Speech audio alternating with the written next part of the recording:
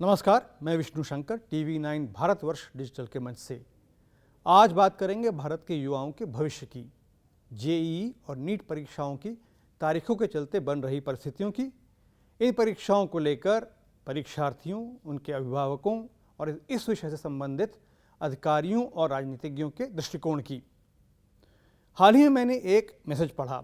ये मैसेज 12वीं पास करने वाली एक गरीब छात्रा का था जिसने इसी साल 12वीं पास की। उसका कहना था कि इन परीक्षाओं को लेकर वो बहुत परेशान है। उसकी परेशानी की वजह कोविड-19 महामारी के चलते ये थी कि वो ठीक से तैयारी नहीं कर पा रही थी।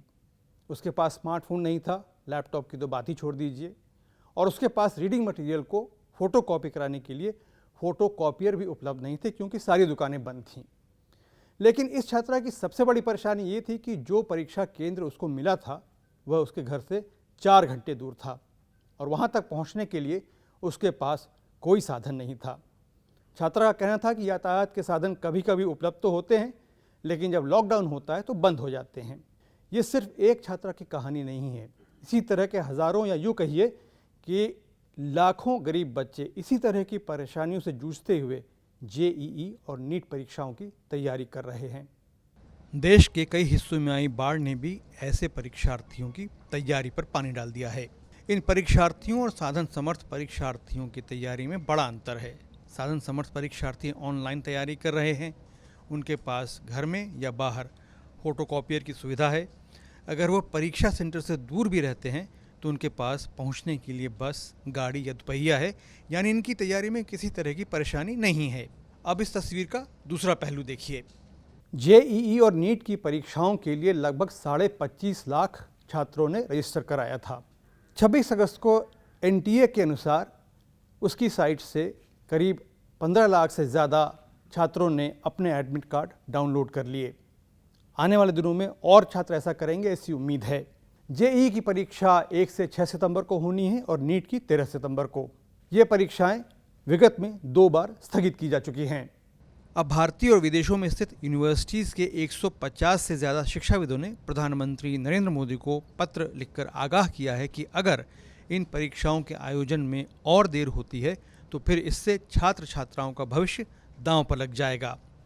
आईआईटी दिल्ली के डायरेक्टर वी राम गोपाल राव का कहना था कि अगर परीक्षाएं फिर स्थगित हुई तो इसके अनपेक्षित परिणाम होंगे। संभव है ये साल 0 ईयर घोषित करना पड़े, जिससे लाखों छात्रों के भविष्य को नुकसान होगा। जेएनयू के vice chancellor M Jagdish Kumar ने कहा कि अब समय छात्रों के दिमाग से परीक्षा स्थगन के ख्याल को निकालने का है, क्योंकि परीक्षाएं सितंबर में नियत समय पर ही होनी चाहिए। आमतौर पर जेईई नीट परीक्षाएं अप्रैल महीने में हो जाती थीं और एकेडमिक सेशन जुलाई महीने से शुरू हो जाता था। सितंबर में परीक्षाएं होंगी तो अक्टूबर या नवंबर में जाकर कक्षाएं शुरू होगी, वो भी तब अगर महामारी का प्रकोप कम हो जाए, जिसके बारे में अभी विश्वास के साथ नहीं कहा जा सकता। लेकिन 26 अगस्त को कांग्रेस और गैर बीजेपी पार्टियों के सरकारों के मुख्यमंत्रियों ने फैसला किया है कि वो सुप्रीम कोर्ट जाएंगे और एक पुनर्विचार याचिका दायर करेंगे कि कोविड-19 महामारी के चलते बनी स्थिति को देखते हुए इन परीक्षाओं की तारीख को और आगे बढ़ा देना चाहिए। लेकिन सुप्रीम कोर्ट पिछले हफ्ते ही कह चुका है कि ये परीक्षाएं स्थगित नहीं की जाएंगी, क्योंकि छात्रों का 1 साल बर्बाद नहीं होने दिया जाएगा। ज़रा सोचिए कितनी विकट परिस्थिति है। कोविड-19 संक्रमण अभी भी तेज़ी से हो रहा है।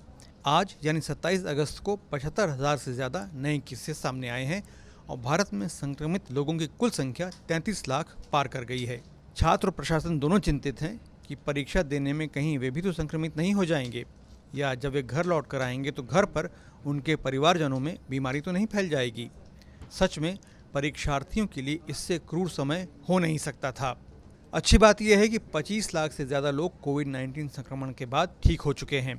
एनटीए का कहना है कि उसने परीक्षाएं ठीक से हों इसकी पूरी तैयारी कर ली है और सभी परीक्षार्थियों का पूरा ख्याल रखा जाएगा। दोनों परीक्षाओं के सेंटर्स की संख्या बढ़ा दी गई है। जेईई मेन परीक्षा के शिफ्ट की संख्या 8 से बढ़ाकर 12 की गई है, ताकि हर शिफ्ट में 1,32,000 की जगह 85,000 परीक्षार्थी हों। सीटिंग में परीक्षा कक्ष में 2 छात्रों के बैठने के बीच का फासला बढ़ा दिया गया है। नीट की परीक्षा में हर क्लास में 24 की जगह इस बार 12 छात्र ही बैठेंगे। सोशल डिस्टेंसिंग सुनिश्चित करने के लिए छात्रों की एंट्री और एग्जिट एक साथ नहीं बल्कि क्रमवार होगी।